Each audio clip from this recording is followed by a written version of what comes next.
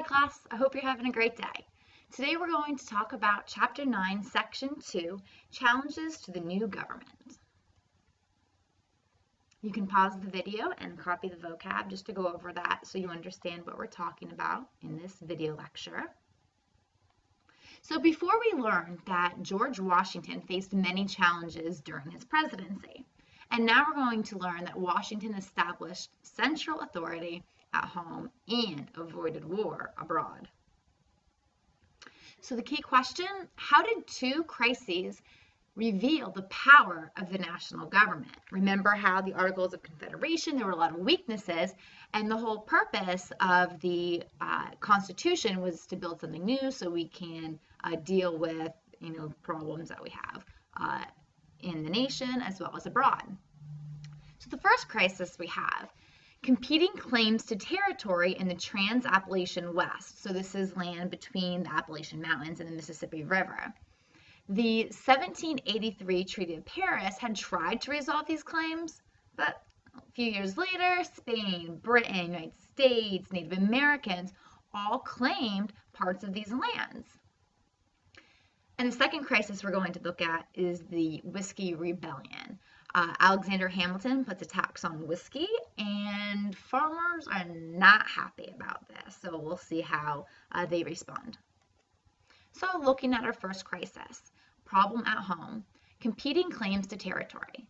Now, Native Americans in the Northwest Territory wanted their own nation, and they actually defeated federal troops in battles in 1790 as well as 1791. The Native Americans were hoping to make their own country because they were tired of getting pushed out by these American settlers, and they actually won those two battles. Well, now what is the U.S. going to do? President Washington sent troops to the Northwest Territory to defend American interests.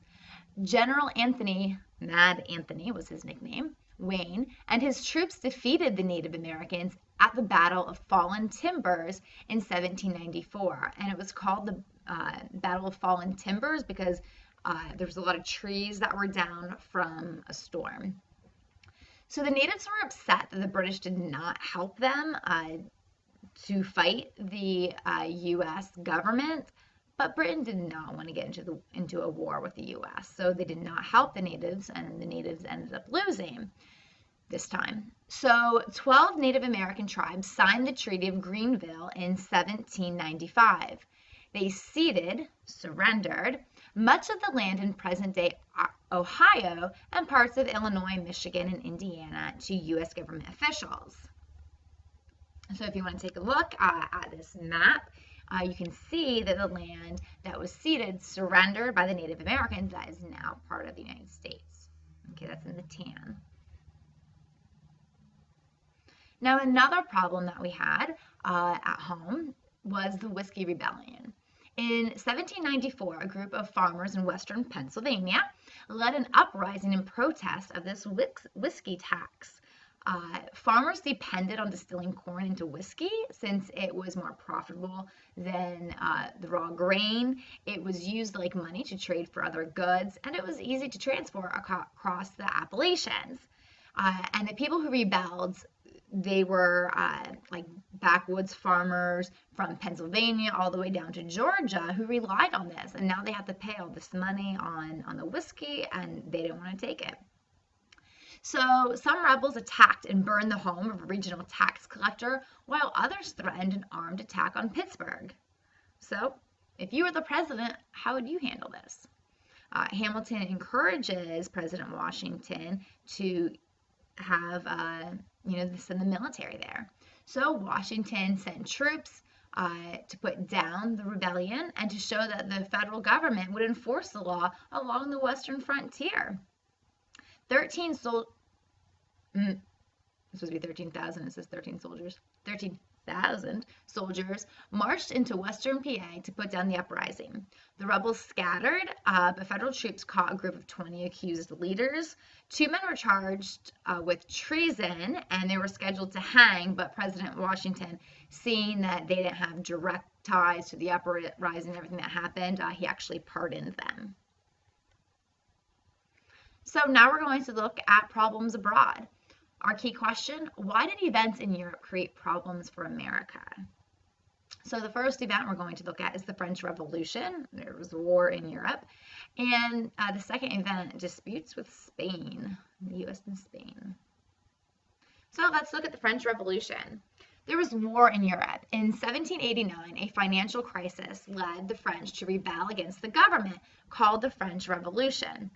Now, at first, Americans supported the French because they saw it like, their own revolution, like the U.S.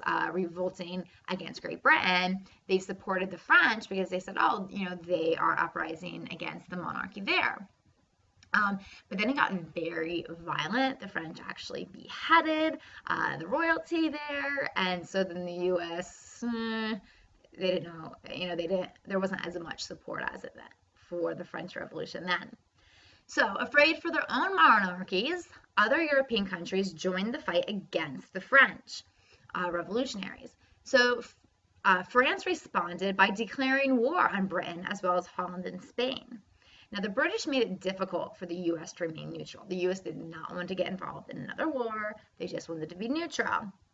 But the British actually seized American cargo ships coming from the West Indies, and the U.S. wants to remain neutral. And of course, the British want them on their side.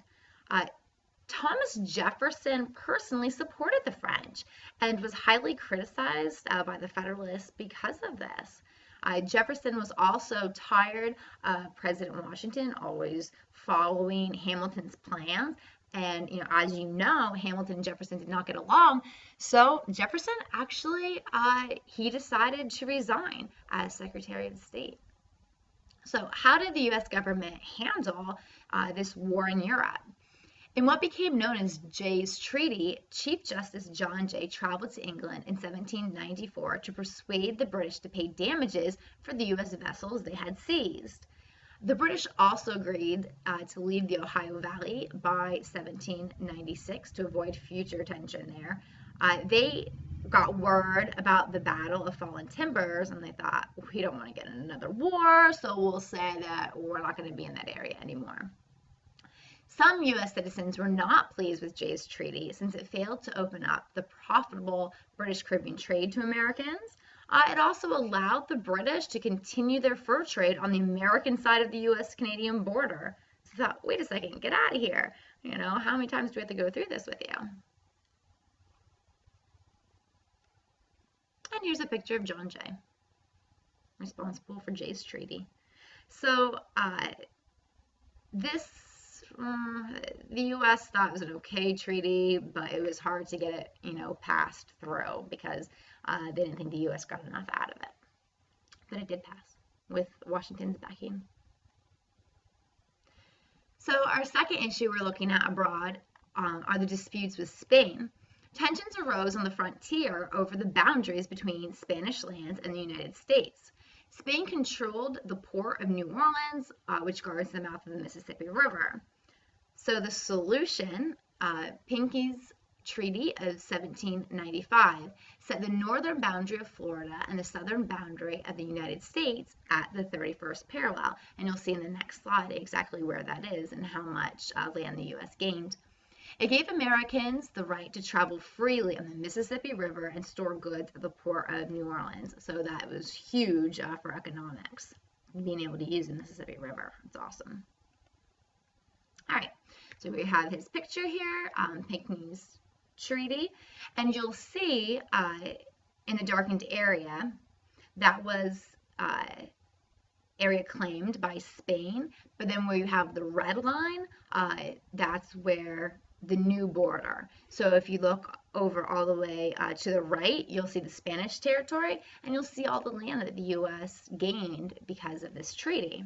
So the U.S., the citizens really liked this treaty, much better than Jay's Treaty. So Americans were given a sense of security over how the U.S. dealt with these challenges.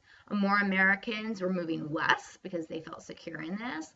And the next issue we're going to see in our next section, Washington announced that he would not run again for president. And there were different ideas about how the United States government, should be governed. All right, so we'll look at that next time. Thank you so much for watching, and have a great day.